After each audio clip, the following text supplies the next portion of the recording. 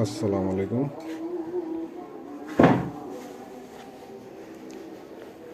আজকে শুক্রবার,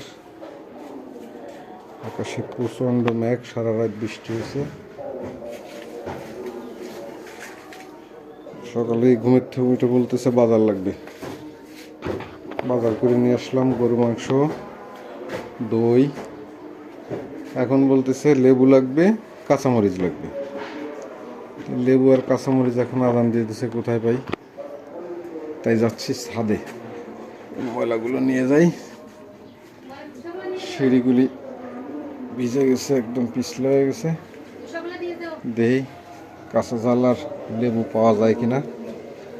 ছাদে অল্প কটা কাঁচামরিচ আর লেবু হইলেই হয়ে যেত সালাদ।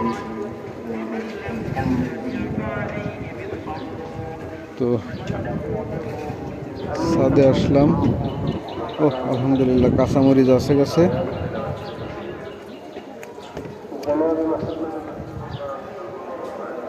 কাঁচা জাল যা লাগবে তার চেয়ে বেশি আছে আলহামদুলিল্লাহ।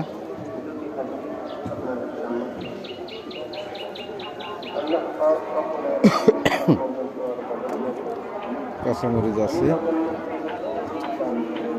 ও দুদিন আগে গেলাম একটু বৃক্ষ মেলায়, ওই জায়গায় যায় লেবু কিনলাম, মালটা গাছ কিনলাম। কত সুন্দর মালটা হয়ে রয়েছে, কিন্তু বৃষ্টির জন্যই এই যে লেবু গাছে ফুল ফুটছে। আর এই যে লেবু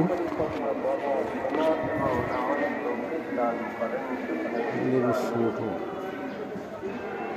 একটু বড় হইলে নেওয়া যেত। এই একটা না, এত ছোট লেবু নেওয়া যাবে না। আরে কি অবস্থা, ছাদের ভিতরে শ্যাদলা পড়ে গেছে। কদু গাছ হয়েছে, ছাদের ভিতরে কদু চাষ।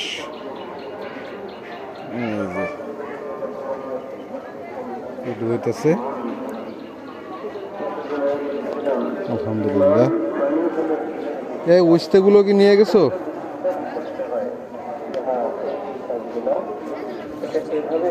হ্যাঁ, অনেক ছোট ছোট। তুমি ঝাল নাও, এই যে জায়গাতে এই জালগুলি বড় বড় আছে, এইগুলি নাও।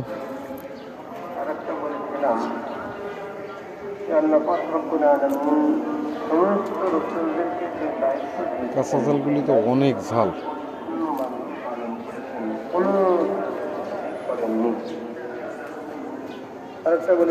এই যে আমাদের সিম গাছ হয়েছে, ইনশাল্লাহ আমরা সিম খেতে পারবো, আশা করা যায়।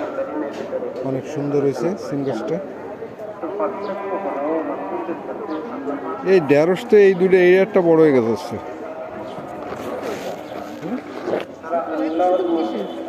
আচ্ছা, খোসাগুলি কি করবা?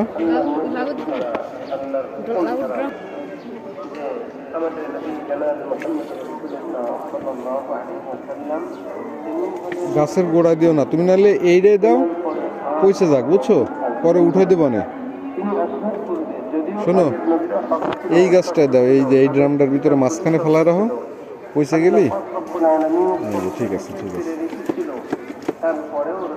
পয়সা একটু সার হইলে তারপরে লাউ গাছের গোড়ায় দেবানি। আপাতত আল্লাহ করে বাঁচুক আগে গাছটা।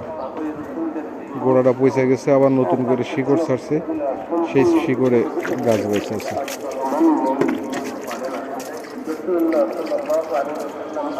তাহলে লেবু পাইলাম না। হ্যাঁ,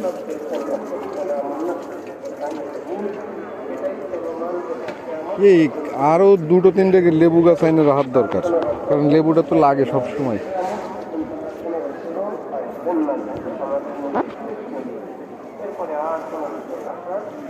বেগুন গাছে ফুল আসতেছে। এই তাহলে আসো না, ওই যে এই যে পোকা তো মরে সব শেষ। ওই যে এই পোকার এই বাটিটা, আর একটা আছে না, ওইটা কাটা দিতে হবে। ওই যে আর একটা ওষুধের আছে না, ওইটাই এই ডিব্বার ভিতরে এটা দিয়ে বাইন্ধে দিতে হবে, তাহলে পোক সব এর ভিতরে চলে আসবে। তেমন এখন জালগুলি অনেক সুন্দর হয়, জালগুলি অনেক সুন্দর হয়, দিছো খায় না এখন। কিয়ামত পর্যন্ত যত মানুষ পৃথিবীতে আসবে, যত ইনসান, যত জিন পৃথিবীতে আসবে, সকলের জন্য নবী তার নবুয়ত বহন থাকবে। তিনি নাই, কিন্তু তার নবুয়তের যে দায়িত্ব ছিল, তার নবীর যে কার্যক্রম ছিল, আর নিও না, ভালো লাগবে না। সালাদ মাইতে কত লাগবে? আরেকটা বিশ্বাস স্থাপন করতে হবে, সেটা হলো নবীরা আল্লাহ পাক যত নবী রাসূল পাঠিয়েছেন, আকাশে প্রচন্ড মেঘ, এখনো আকাশে মেঘ, দেখেন আকাশ অন্ধকার হয়ে রয়েছে। তাদের কোনো গুনাহ ছিল না, তারা কখনোই কোনো গুনাহ কাজ করেন নাই। আল্লাহই জানে কুদরতিভাবে তাদেরকে তাকে ভালো নাই আরো বৃষ্টি হয় কিনা। এমন অনেক ঘটনা